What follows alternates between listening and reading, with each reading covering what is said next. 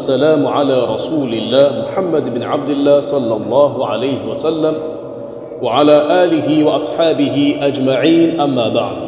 نعم، وتوفيق الله سبحانه وتعالى leo tunaendelea na barnamiji yetu ya fawaid hadithia, barnamiji ya kuelezea na kufahamishana faida mbalimbali za hadithi. Na leo insha Allahu taala tutaelezea faida zinazofungamana na alhadith algharib na hadithi gharib. Tamam, hakadha alhadith algharib, hadithi gharib ina taarifu nyingi sana katika vitabu vya mustalah. Utakuta kwenye kitabu hichi inaelezwa hivi, kwenye kitabu hichi pia inaelezwa hivi. Tamam, hakadha. Lakini sasa baada ya kuzifuatilia hizo taarifu mbalimbali katika vitabu hivyo, Allah akatuwafikia kuichuja taarifu moja ambayo itakuwa ni jami'un mani'un, itakuwa ni taarifu yenye kukusanya maana nzima ya hadithi gharib, lakini pia itakuwa ni taarifu yenye kuzuia maana hii isije ikaingia katika maana ya hadithi nyingine. Tamam, hakadha. Wa hadha taarif, na hiyo taarifu ni hii ifuatayo: alhadithu algharibu, hadith gharib huwa alladhi, ni ile hadithi ambayo yarwihi rawin wahidun, ni ile hadithi ambayo anaipokea mpokezi mmoja, imma fi asli al-isnad, imma aipokee mpokezi huyo fi asli al-isnad, kuanzia katika ncha ya kwanza ya sanad, au fi athnaihi, au katikati mwa sanad. Hiyo ndio ni taarifu ya alhadithu algharib, taarifu ambayo jami'un mani'un. Alhadithu algharib walladhi yarwihi rawin wahidun imma fi asli al-isnad au fi athnaihi. Tamam, hakadha. Sasa tukiangalia hii taarifu yetu, tutaona moja kwa moja kwamba hadithi al-gharib inagawanyika katika vigawanyo viwili, katika vigawanyo viwili. Kigawanyo cha kwanza ni al-fardhu al-mutlaq. Kigawanyo hichi kimepatikana pale tuliposema imma fi asli al-isnad, ima mpokezi huyo aipokee hadithi hii katika ncha ya kwanza ya sanad. Tamam, hakadha. Na kigawanyo cha pili kimepatikana pale tuliposema au fi athnaihi, au mpokezi huyo mmoja aipokee hadithi hiyo katikati ya sanad. Na kigawanyo hichi cha pili kinaitwa al-fardhu nisbiyu, al-fardhu nisbiyu. Tamam, hakadha. Sasa leo tuiangalie au tukiangalie kigawanyo cha kwanza cha hadithi gharib, nacho ni al-fardhu al-mutlaq, ni al-fardhu al-mutlaq. Tumesema al-hadithu al-gharib, hadith gharib walladhi, ni ile hadithi ambayo yarwihi rawin wahid, anaipokea mpokezi mmoja, imma fi asli al-isnad, imma aipokee hadithi hiyo katika ncha ya sanad. Tamam, hakadha. Tuishie hapa. Sasa tunataka tutambue, tufahamishane hiyo asli al-isnad, asli al-isnad, mwanzo au ncha ya kwanza ya sanad ni ipi, na ni wapi kinaanza kuzingatiwa hichi kigawanyo cha kwanza cha al-fardhu al-mutlaq katika hadithi gharib. Tamam, hakadha. Je, hii ncha ya kwanza ya sanad ni mtume wetu Muhammad sallallahu alaihi wasallam, tukiwa na maana sahaba anapoipokea hadithi kwa mtume, kwa kuwa tumeanza kunini kutaja kwamba ncha ya kwanza ni mtume. Je, sahaba anapoipokea hadithi hiyo kwa mtume, hadithi hiyo ndio itaitwa gharib na itaingizwa katika kigawanyo cha kwanza cha al-fardhu al-mutlaq? Hapana. Kama ncha ya kwanza ya sanad si kwa mtume sallallahu alayhi wasallam, je, ncha ya kwanza ya sanad ni wapi au inaanzia wapi? Tamam, hakadha. Aslu al-isnad, ncha ya kwanza ya sanad amekusudiwa as-sahabi, amekusudiwa sahaba, amekusudiwa nini? Sahaba. Kwa hiyo hapa tunaenda kuangalia min ain tabda'u al-gharaba, min ain tabda'u al-gharaba, ni kuanzia wapi, ni kuanzia wapi inaanza kuzingatiwa ile sifa ya gharaba katika kigawanyo cha al-fardhu al-mutlaq. Ni wapi hadithi gharib kupitia kigawanyo chake cha al-fardhu al-mutlaq inaanza kuzingatiwa? Tamam, hakadha. Kwa tumesemaje? Aslu al-isnad iliyokusudiwa pandan as-sahaba. Kwa hiyo tabda'u al-gharaba, sifa ya kusifiwa hadithi hii kuwa ni gharib, tena gharib wenyewe ni kwa kile kigawanyo cha kwanza ambacho ni al-fardhu al-mutlaq. Sifa hiyo inaanziwa kusifiwa kwa sahaba. Kivipi?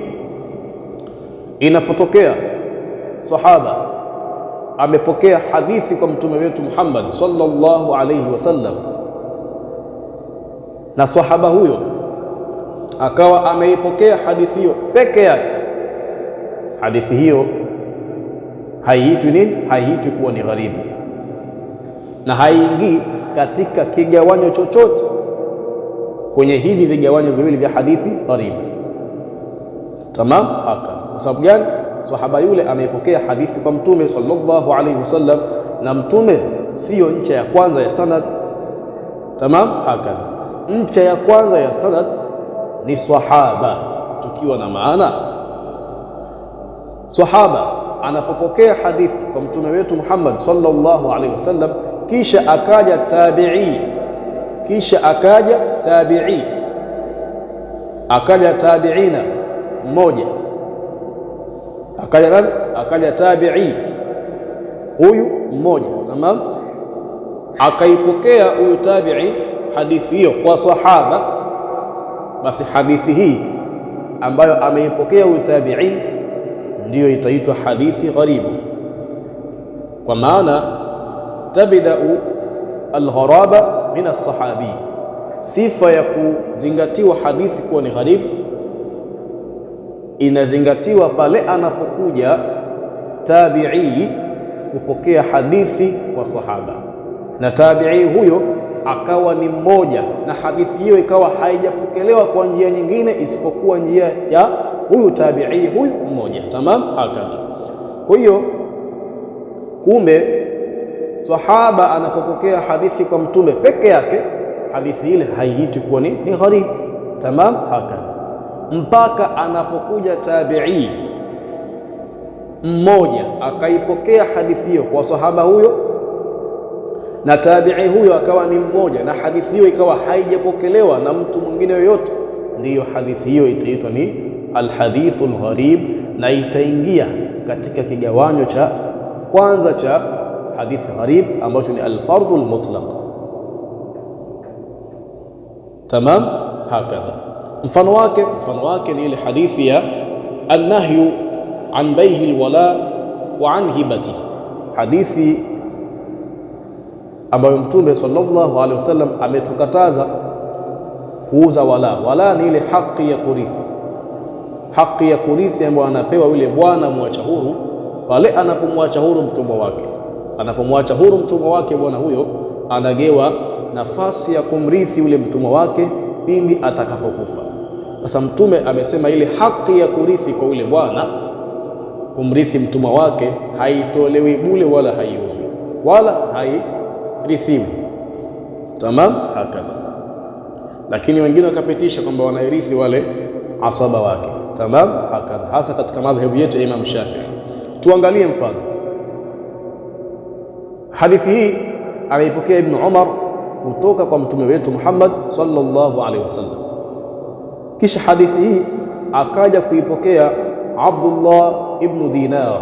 Abdullah ibn Dinar, hadithi hii alipoipokea Ibn Umar kutoka kwa mtume sallallahu alaihi wasallam, haikuzingatiwa kuwa ni gharib, haikuzingatiwa kuwa ni gharib.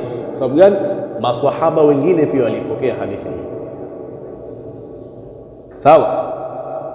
Lakini sasa akaja kuipokea hadithi hii nani? Akaja kuipokea Abdullah ibn Dinar peke yake kutoka kwa nani? Kwa Ibn Umar. Sasa kuanzia kwa Abdullah ibn Dinar, hadithi hii hapa ndiyo ikazingatiwa kuwa ni gharib na ikaingia kwenye kigawanyo cha kwanza cha hadith gharib ambacho ni al-fardhu al-mutlaq. Inasemaje hadithi hiyo? Anasema mtume wetu Muhammad sallallahu alaihi wasallam, alwala'u luhmatun ka luhmati nasab, wala wana haki ya bwana kumrithi mtumwa wake. Luhmatun ni nyama, ka luhmati nasab, kama ilivyokuwa nyama ya nasab, kwa maana kama ilivyokuwa ni nasab. La yuba'u, haki hiyo haiuzwi, wala yuhab, wala haitolewi bure, wala yurath, wala hairithiwi. Tamam, hakadha. Sasa hadithi hii ni hadithi gharibu, tafarrada bihi, amepokeka katika kuipokea hadithi hii Abdullah ibn Dinar an ibn Umar, kutoka kwa Ibn Umar. Tamam, hakadha. Na hadithi nyingine ni ile hadithi yenye kuelezea shu'ab al-iman, matawi ya iman, hadithi ambayo ameipokea Abi Huraira kutoka kwa mtume wetu Muhammad sallallahu alaihi wasallam. Kisha akaja tabi'i ambaye ni Abu Salih, ambaye nani? Abu Salih. Huyu Abu Salih ndiyo tabi'i aliyepokea hadithi peke yake kutoka kwa Abi Huraira. Tamam, hakadha.